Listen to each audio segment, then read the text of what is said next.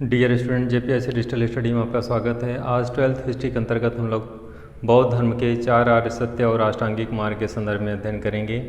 तो जैसा कि महात्मा बुद्ध की जो शिक्षाएं हैं 4 आर्य सत्य और अष्टांगिक मार्ग के संदर्भ में अध्ययन करेंगे। तो चलिए विषय वस्तु को स्टार्ट करते हैं। महात्मा बुद्ध की शिक्षाओं में 4 आर्य सत्य केंद्र है। इनकी शिक्षाओं का 4 आर्य सत्य के संदर्भ में हम लोग अध्ययन करेंगे, जिसमें उन्होंने 4 बिंदु बताया है। 4 बिंदु में क्या क्या है? दुख, दुख समुदय, दुख निरोध और दुख निरोध गामनी। तो इस तरह से उन्होंने 4 चीज़ें बताई हैं। 4 चीज़ों में सबसे पहले उन्होंने बताया दुख। यह संसार, इस संसार में दुख ही दुख है, यानी यह संसार जो है दुखों से व्याप्त है। इस संसार में कोई भी व्यक्ति सुखी नहीं है, पूरा संसार ही दुखमय है, यानी संसार ही दुख से भरा हुआ है। दूसरा उन्होंने बताया दुख समुदय, यानी दुख के उदय का कारण क्या है?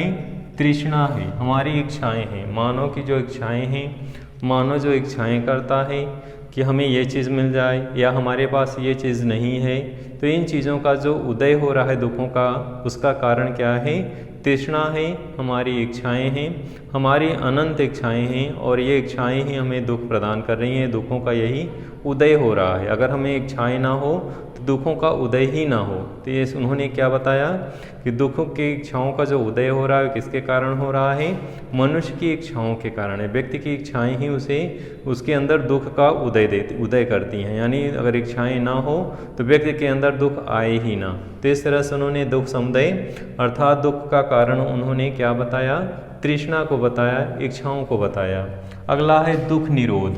तो थर्ड में उन्होंने बताया दुख निरोध, यानी दुखों से मुक्त होने के लिए निवारण आवश्यक है। यानी दुखों को दूर से मुक्त होने के लिए कारण व निवारण आवश्यक है। तो दोनों पे इस बिंदु पे ध्यान देना है कि दुख को मुक्त होने के लिए क्या होना चाहिए? उसका कारण और निवारण अवश्य होना चाहिए। नेक्स्ट है इसी में दुख निरोध गामनी। तो चौथा उन्होंने बताया दुख निरोध गामनी।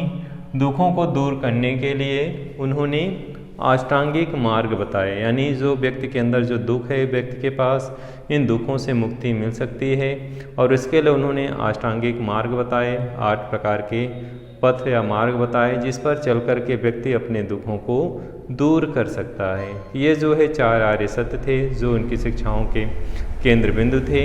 इन शिक्षाओं के संदर्भ में उन्होंने इस तरह से स्पष्ट किया दुख, दुख समुदय, दुख निरोध और दुख निरोध गामनी।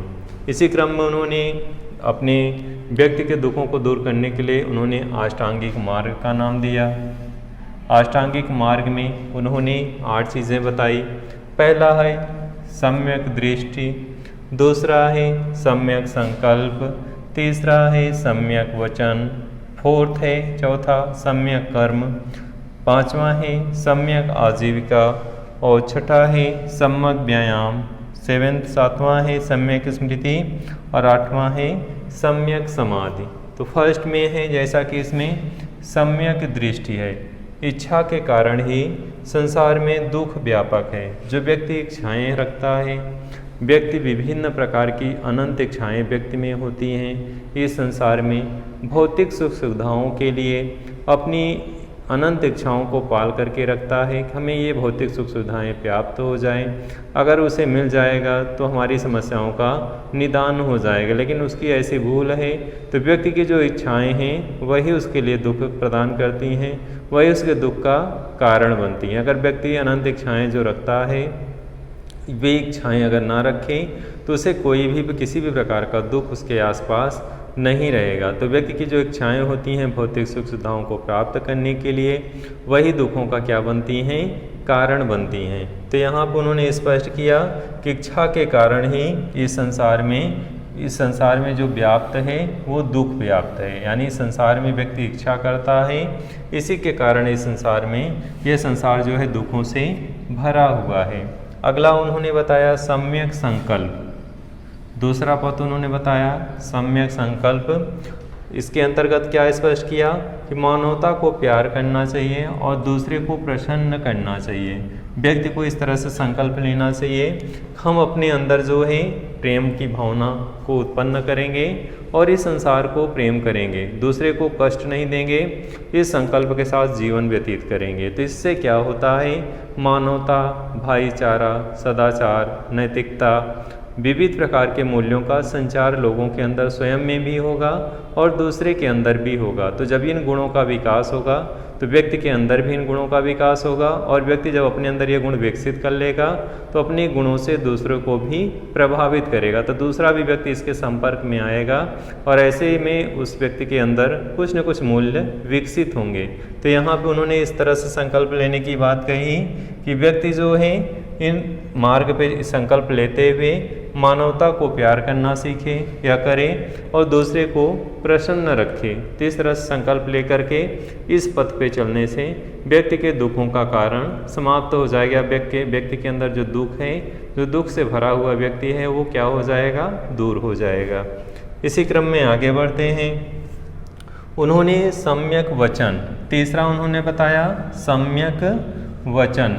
मनुष्य को झूठा, निंदा, अप्रिय वचन नहीं बोलना चाहिए। वचन भी कैसा होना चाहिए, अप्रिय न हो, कभी कभी भले सत्य हो लेकिन वचन इस रूप में होना चाहिए कि वो अप्रिय नहीं होना चाहिए, दूसरे को दुख देने वाला नहीं होना चाहिए। ये नहीं कि सत्य भले है लेकिन वो अप्रिय हो, तो वचन ऐसा हो जो सत्य हो लेकिन प्रिय हो, इस तरह से नहीं हो कि दूसरों को कष्ट देने वाला हो। तो उन्होंने क्या स्पष्ट किया कि मनुष्य को जो है झूठ नहीं बोलना चाहिए, निंदा नहीं करना चाहिए किसी व्यक्ति की, और अप्रिय वचन नहीं बोलना चाहिए, मृदुवाणी बोलनी चाहिए।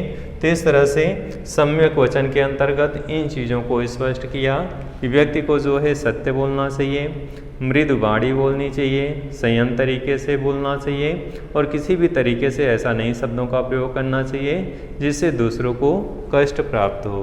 तो यहाँ पर उन्होंने सम्यक वचन के अंतर्गत इतनी सारी चीज़ें को स्पष्ट किया। अगला है सम्यक कर्म। कर्म जो है इस रूप में होना चाहिए जिसमें कर्म में दान हो, सदाचार हो, दया हो। तो कर्म में दान भी होना चाहिए कि व्यक्ति कर्मों को इस तरह से कर्म करे कि उसमें दान भी हो, दूसरे का भी हित हो, कल्याण हो, सेवा भाव हो। तो ये सारे बिंदु जो है इसमें समाहित हों। तो सम्यक जो है कर्म के अंदर कर्म, दान, सदाचार और दया हो। अगला है सम्यक आजीविका। सम्यक आजीविका से तात्पर्य है कि व्यक्ति को ईमानदारी से जो है धन का अर्जन करना चाहिए, गलत तरीके से चोरी करके, भ्रष्टाचार करके धन का अर्जन नहीं करना चाहिए। जो आजीविका का जो साधन होना चाहिए वो कैसा होना चाहिए, सही होना चाहिए, आदर्शपरक होना चाहिए, किसी भी रूप में गलत तरीके से धन का अर्जन नहीं करना चाहिए। तो उन्होंने इस तरह से उन्होंने स्पष्ट किया कि आजीविका जो होना चाहिए वो ईमानदारी से अर्जित साधनों के द्वारा ही जीवन यापन करना चाहिए। नेक्स्ट है सम्यक व्यायाम। अष्टांगिक मार्ग का पालन करने के लिए निरंतर अभ्यास करते रहना चाहिए, जिससे जो है व्यक्ति इन संकल्पों को, इन बातों को आत्मसात करेगा और आत्मसात करके जो है इस पथ पे आगे बढ़ सकेगा। तो आत्मसात करना बहुत ही आवश्यक है। जब व्यक्ति स्वयं ही आत्मसात नहीं करेगा तो दूसरे को या इसके पथ पे कैसे चलेगा। तो सबसे पहला क्या है, इसे अभ्यास करना चाहिए, इनके संकल्पों को धारण करना चाहिए जो इसकी शिक्षाएं हैं, तभी व्यक्ति जो है इसके पथ पे आगे बढ़ सकता है। तो यहाँ पे अष्टांगिक मार्ग में इन चीज़ों को जो बताई गई, इन चीज़ों का क्या करना चाहिए, अभ्यास करना चाहिए। इसी क्रम में है सम्यक स्मृति। स्वयं को ठीक प्रकार से देखना, स्वयं को अपने अंदर की चीज़ों को स्पष्ट करना कि यह रास्ता सही है या गलत है, जिस चीज़ों को कमी है उसको दूर करना चाहिए, स्वयं में अच्छी चीज़ों को धारण करना चाहिए। तो इस तरह से जो है उन्होंने स्मृति के अंतर्गत सद्मार्गों को ध्यान में हमेशा रख करके ही आगे बढ़ना चाहिए। सम्यक समाधि है, मनुष्य जो है अनुत्पन्न पाप धर्मों को न उत्पन्न होने देना चाहिए, किसी भी रूप में, चाहे कर्म के द्वारा हो चाहे वचन के द्वारा हो, किसी भी रूप में अधर्म चीज़ों को या अनुत्पन्न जो है धर्मों के कर्मों को जो है, पाप धर्मों को जो है उत्पन्न नहीं होने देना चाहिए। तो इन्होंने महात्मा बुद्ध ने अपने दुखों को दूर करने के लिए या व्यक्ति को, समाज को, राष्ट्र को अपने अंदर जो दुख उसके अंदर भरा है, संसार में जो दुख है इसको दूर करने के लिए उन्होंने अष्टांगिक मार्ग बताए, और इस पथ पे चलते हुए उन्होंने दुखों को दूर करने का रास्ता बताया। डियर स्टूडेंट, आज आपने 4 आर्य सत्य और अष्टांगिक मार्ग के संदर्भ में अध्ययन किया। तो इस विषय वस्तु यहीं समाप्त करते हैं। अगले वीडियो में नए विषय वस्तु प्रस्तुत होंगे। धन्यवाद।